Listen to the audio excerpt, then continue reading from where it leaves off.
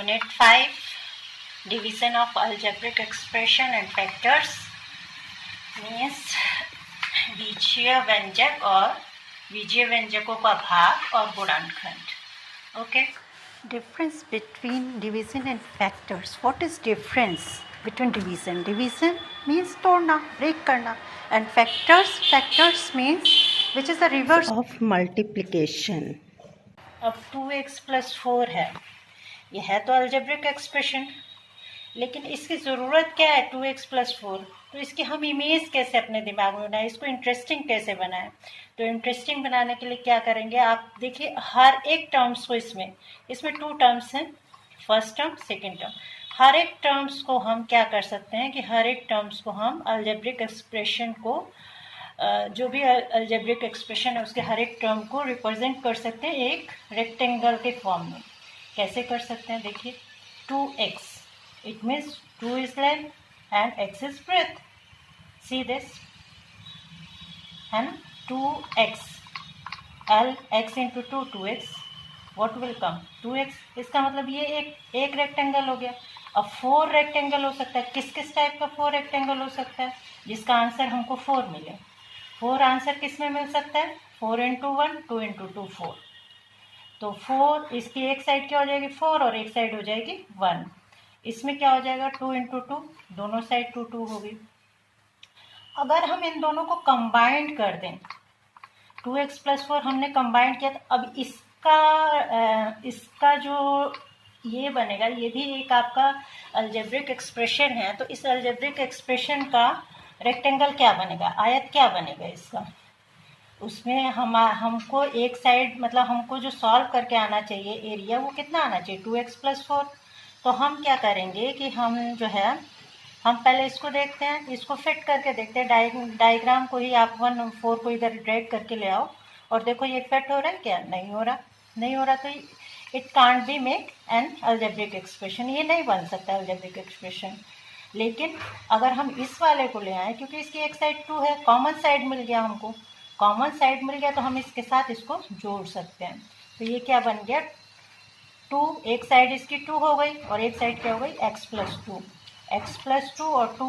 अब इसको x + 2 और 2 इसको मल्टीप्लाई करें तो 2x + 4, और यही हमको चाहिए था 2x + 4. तो 2x + 4 को हम कैसे रिप्रेजेंट कर सकते हैं रेक्टेंगल से, ये आपको समझ में आ गया अच्छे से.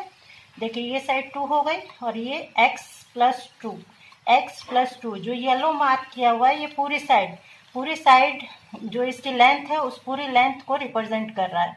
तो क्या हो गया इसका l into b, l is हो गया x + 2 एंड ब्रेथ क्या हो गया 2. तो आंसर क्या मिल गया x + 2 into 2, that comes out 2x + 4, जो कि हमको चाहिए था. तो यही हमको चाहिए था. ये इसका जो है, हम इसकी इमेज इस तरह से बना सकते हैं. हर एक अलजेब्रिक टर्म्स को हम रेक्टेंगल के फॉर्म में रिप्रेजेंट कर सकते हैं इमेज. अब जो है, अब क्या करते हैं कि हम फिर उसी को देखते हैं 2x + 2, 2x + 4.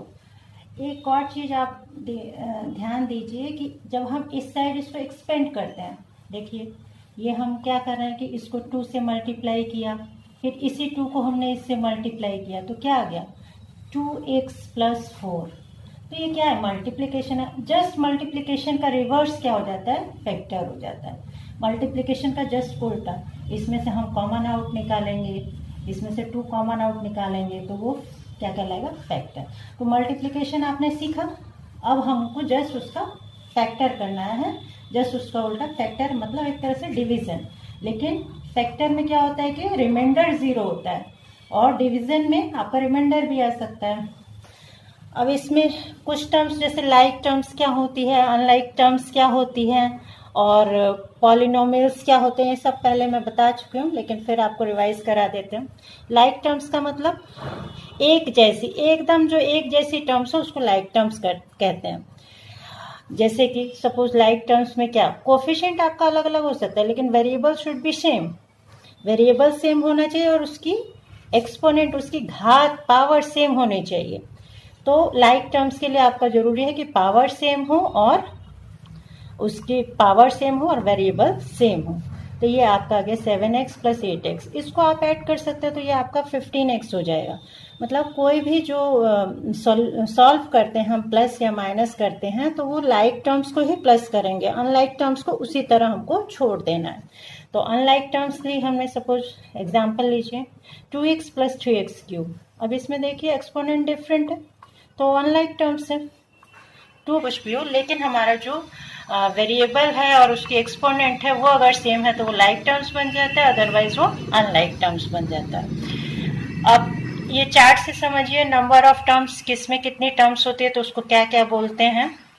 जैसे नेम ऑफ पॉलिनोमियल और ये एग्जाम्पल्स लिखे हुए हैं। तो मोनोमियल कब कहलाएगा, जब उसकी एक टर्म होगी।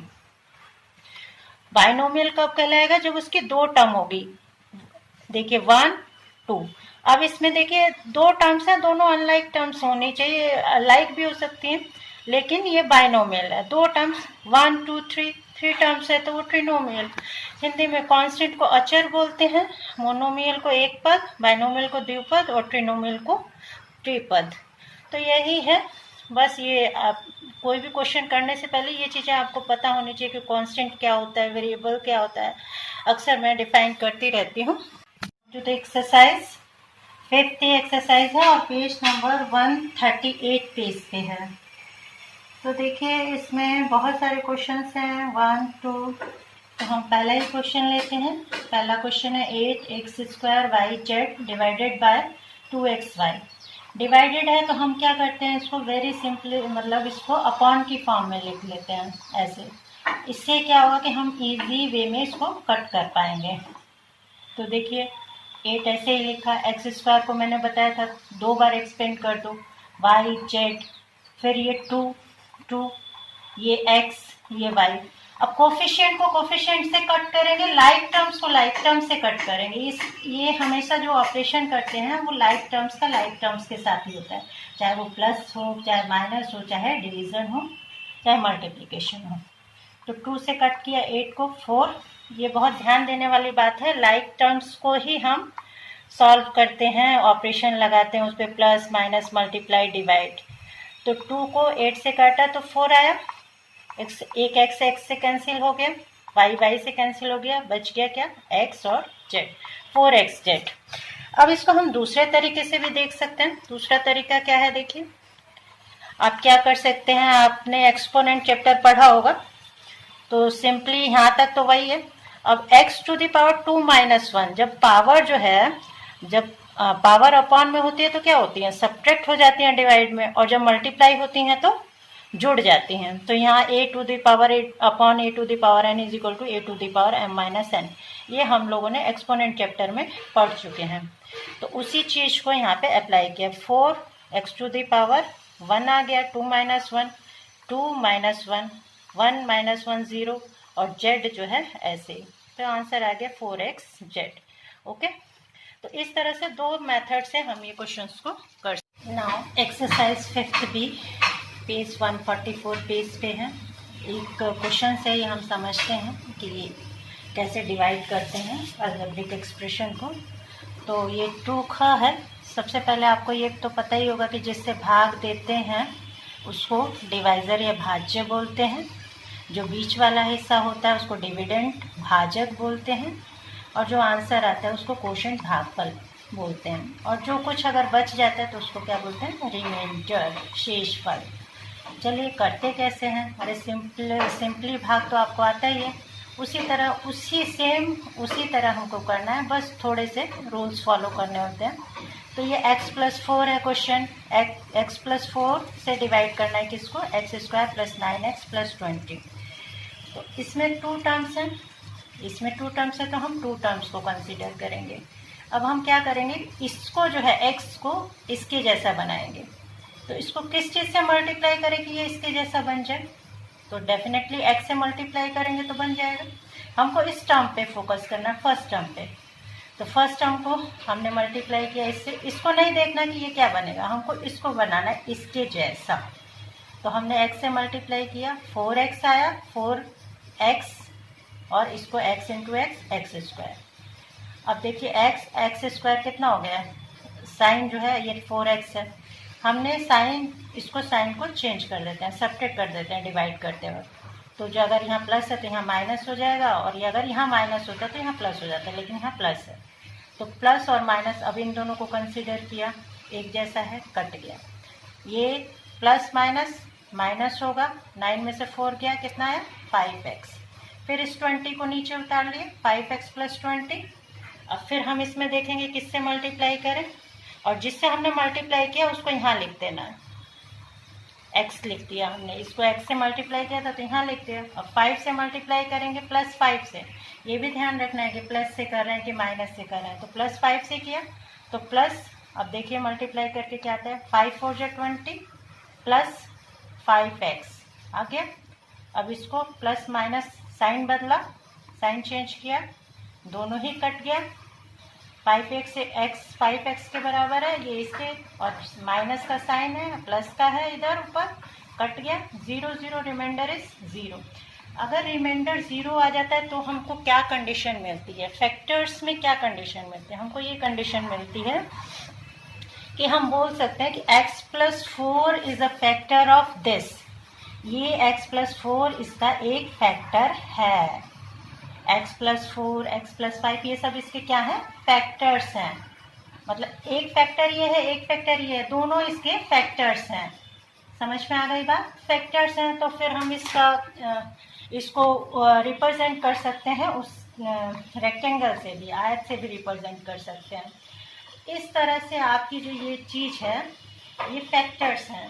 x + 4 is one factor of this one, x² + 9x + 20। x + 5 is also a factor of x² + 9x + 20। ये आपके क्वेश्चंस में कई बार आया होगा, पूछा होगा कि बताइए इसका फैक्टर है या नहीं है, ये this one is the factor of this one और नॉट। तो you can do it yourself.